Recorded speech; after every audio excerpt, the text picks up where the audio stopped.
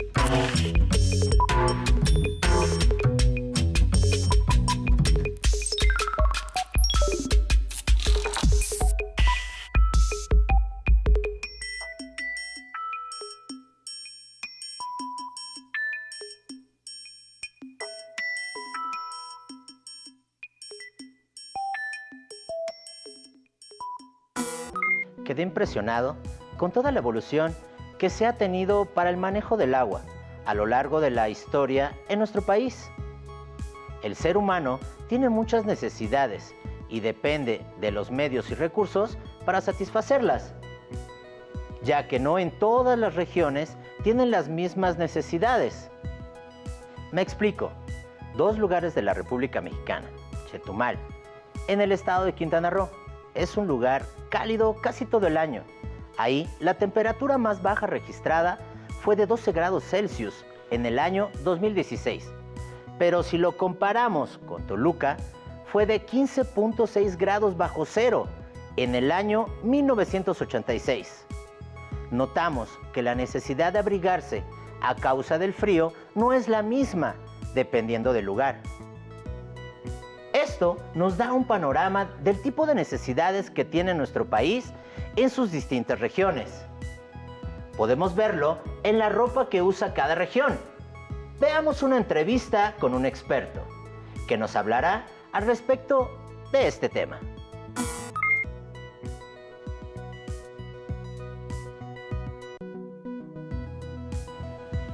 ¿Qué tal? Nos encontramos con un experto para que nos explique en esta sesión cómo las técnicas influyen en el desarrollo de algunos productos. Estamos con Octavio Murillo, quien es director del acervo del Instituto Nacional de los Pueblos Indígenas. Octavio, muchas gracias por el espacio. Encantado, padrísimo poder estar aquí. Muchas gracias a ustedes. Octavio, ¿podríamos iniciar con una explicación de cómo los pueblos utilizan distintas técnicas para producir sus textiles dependiendo de la región en la que se encuentran? ¿El clima afecta este desarrollo de textiles? Bueno, sí, de entrada esto es una condicionante, el medio geográfico es una condicionante para el desarrollo de tecnologías y de artes a nivel tradicional, digamos, ¿no? Normalmente uno viste de acuerdo al clima, ¿no? Y de acuerdo a la cantidad y la disponibilidad de recursos que hay en un lugar o en otro, ¿no? Si nos vamos en los recursos naturales, pues vamos a ver que en las zonas cálidas se utilizan más algodones, mientras que en las zonas frías se ocuparán lanas. Pero también si nos vamos con el desarrollo histórico que han experimentado las culturas a lo largo de los siglos y de los años, pues también vamos a ver presencia de materiales que provienen ya de un entorno industrial. Entonces, la tecnología, digamos, de los textiles está estrechamente vinculada con las características geográficas y las características de la cultura que les da origen, porque así como tenemos una gran riqueza natural en México, que está caracterizada por la más infinita variedad de ecosistemas que pudiera haber, ¿no? También tenemos una gran riqueza cultural que va obviamente relacionada de manera proporcional con esa riqueza natural. Y esa riqueza cultural está protagonizada en México por los pueblos indígenas, que son los pueblos que descienden, digamos, de las sociedades que ya existían antes de la creación del Estado, o sea, de México como tal, en este territorio que hoy ocupa nuestro país, ¿no? Y que mantienen su idioma, por ejemplo, o mantienen parte de sus instituciones culturales, organizativas, jurídicas, etc., ¿no? Ellos son los pueblos indígenas. Son 68 pueblos indígenas los que hay en nuestro país, lo que nos convierte en una potencia mundial en materia de cultura, ¿no? Y entonces, obviamente, cada pueblo, cada cultura tiene lo que se denomina por los antropólogos una cosmovisión, que es la manera en los que cada persona nos asumimos en el mundo, ¿no? Entonces son cosmovisiones que practican unas colectividades, ¿no? Y que cambian, también determinan la forma de vestir y la forma de procesar las materias primas. Muy bien, muchas gracias. Interesante la entrevista. Ahora sabemos que el clima influye en el diseño y los materiales de las prendas de vestir que usa cada región. Oye, hay comunidades en donde llueve mucho. ¿Qué tipo de ropa usarán para cubrirse del agua? Además, la entrevista ahí no acaba. Sé que el experto tiene mucho que contarnos. Así es. pero la entrevista la retomaremos en la siguiente sesión. ¿Qué te parece si seguimos hablando de las diversas técnicas que se emplean para el consumo, traslado, almacenamiento y distribución del agua? Muy bien, retomando entonces el tema del agua, quiero invitar a TR06, quien tiene algo muy importante que decirnos.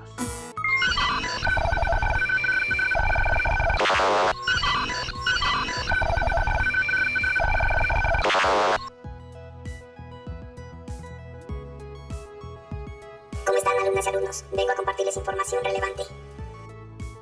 ¿Sabían que México cuenta con 653 mantos acuíferos y el 37.7% del agua utilizada en nuestro país proviene de estas fuentes? Las aguas subterráneas son todas las aguas de lluvia que caen sobre una tierra y que se pueden filtrar. Luego descienden lentamente, bajo la acción de la gravedad, hasta encontrar un terreno o asiento impermeable. La acumulación de este recurso conforma una capa de agua debajo de la superficie del terreno. Esta agua fluye en forma permanente en el subsuelo y eventualmente sale a la superficie de manera natural a través de manantiales, áreas de humedales, cauces fluviales o de forma directa hacia el mar. De igual forma, también puede dirigirse a pozos, galerías y otros tipos de captación de agua. Nos vemos pronto. Gracias, TR06. De verdad que los datos que nos comparte son muy interesantes, ¿no creen? Claro, ahora les mostraremos en estas maquetas el proceso de filtración del agua. Adelante, profesor. Gracias. En esta maqueta podemos observar cómo están divididas las capas en la Tierra. Todos los mantos acuíferos se hacen a partir de la filtración del agua. Esta se contiene en la parte más sólida y más densa, y el ser humano ha adaptado perforaciones que permiten extraer el agua. Observemos. Esa es la forma en cómo se filtra el agua y se generan los mantos acuíferos. Como podrán ver, en las zonas más densas es donde se concentra el agua. Y ahora, lo que hace el ser humano es extraer esta agua, obviamente por medio de bombas, colocando y extrayendo de este lado todo el agua. Pero veo que trajiste otra maqueta, profe. Claro que sí, profesor. Esta maqueta está hecha a escala 1:3 y representa la captación y la filtración de agua de una secundaria aquí en la Ciudad de México. Estos son los lavabos de la escuela. Viene la tubería, ¿sí? Y viene una capa de piedra que es tezontle, arcilla o arena para que filtre todos los sólidos que pueden dañar o pueden tapar la tubería. Baja y toda esta agua que se recolecta va a servir para el riego de las plantas. ¿Me ayudas, profesor? Me gustaría verla funcionando.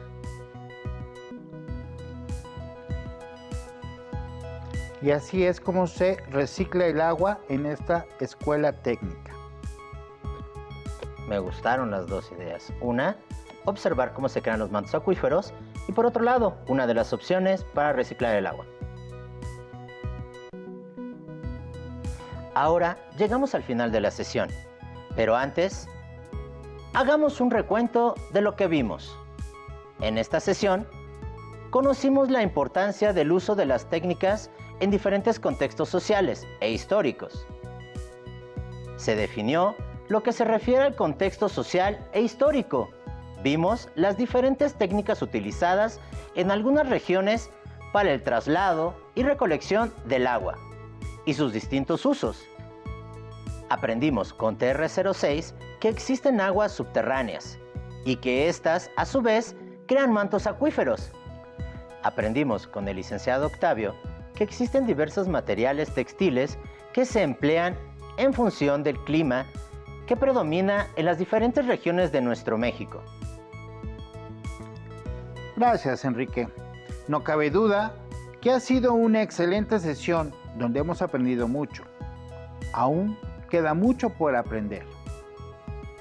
No se pierdan la siguiente sesión, pues tendremos el complemento de la entrevista con el especialista que nos hablará de los diferentes vestuarios de México.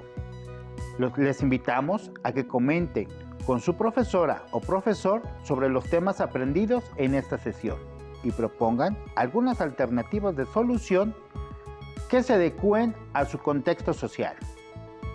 No olviden mantener la sana distancia y usar cubrebocas, así como el estornudo de etiqueta. Hasta la próxima. Si tienes dudas o necesitas ayuda, llama al Centro de Apoyo Pedagógico a Distancia. El número de teléfono para secundaria es el 55 36 01 71 23.